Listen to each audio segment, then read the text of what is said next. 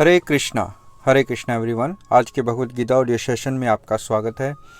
आज हम भगवत गीता के दूसरे अध्याय का 37वां श्लोक पढ़ेंगे। तो सबसे पहले मंगलाचरण। ओम नमो भगवते वासुदेवाय। ओम नमो भगवते वासुदेवाय।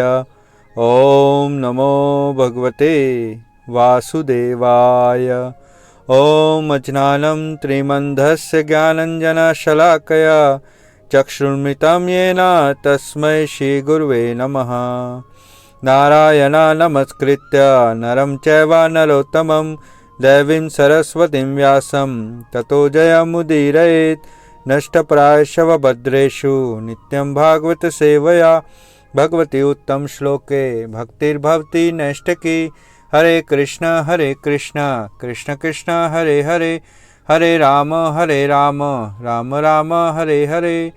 जय शिला प्रभुपाद की जय, शिला गुरुदेव की जय, कृष्ण बलराम की जय, श्री वृंदावन धाम की जय, नित्य गौर प्रेमानंदे। हरि हरि बोल।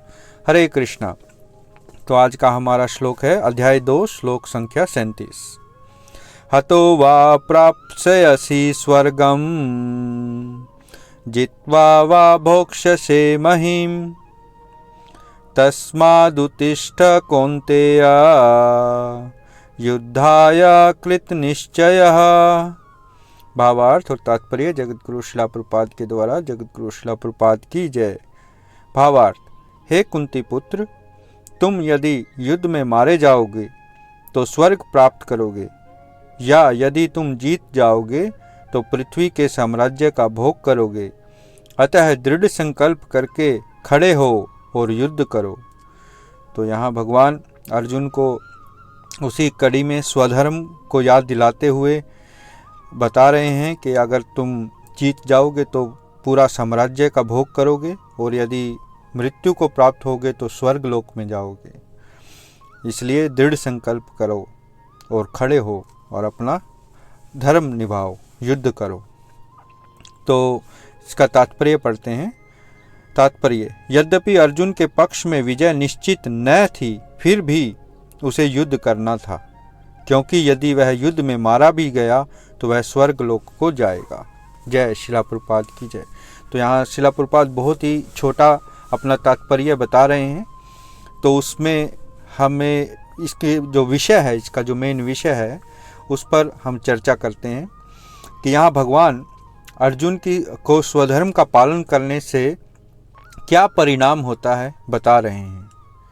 यदि स्वधर्म का पालन करते हुए मृत्यु होती है तो उच्च लोकों की प्राप्ति होती है, और यदि स्वधर्म करते हुए जीवन जिया जाए तो यश की प्राप्ति होती है।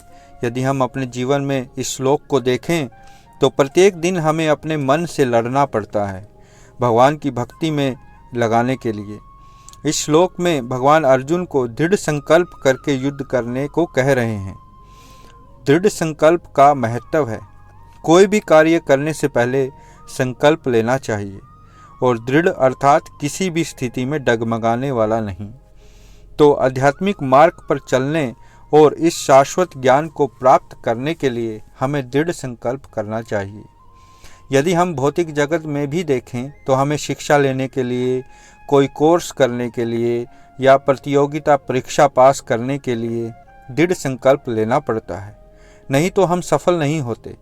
इसी तरह भगवत गीता को प्रतिदिन पढ़ने, भगवान को प्रतिदिन स्मरण करने, उनको भोग लगाने, भक्ति के नियमों का पालन करने का दृढ़ संकल्प लेना जरूरी है, नहीं तो हम भक्ति में भी आगे नहीं बढ़ सकेंगे। कलयुग में हमारा सबसे बड़ा स्वधर्म है भगवान के पवित्र नामों का जाप करना। कलयुग केवल नाम आधारा, इसलिए हरे कृष्ण महामंत्र का जाप प्रतिदिन आवश्यक है। चैतन्य महाप्रभु ने भी बताया है कि हरिर नाम एव केवलम कलयुग नास्तेव गतिर अन्यथा। इसका अर्थात मतलब कि इस कलयुग के अंदर हरि नाम का जाप करना ही सबसे जरूरी है और बहुत महत्वपूर्ण है। और केवल भगवान के नाम के जापों से ही, उनके नाम, पवित्र नाम के जाप से ही हम इस कलयुग के प्रभाव को कम कर सकते हैं। तो हमें प्रतिदिन हरे कृष्ण कृष्ण कृष्ण हरे हरे, हरे राम राम राम हरे हरे इस महामंत्र का जाप करना चाहिए, जिससे कि हम भगवान के चरणों का स्मरण, उनकी सेवा और उनके पवित्र नाम अपने मन के भीतर प्रतिदिन इनका स्मरण कर सकें। तो आज के लिए इतना ही।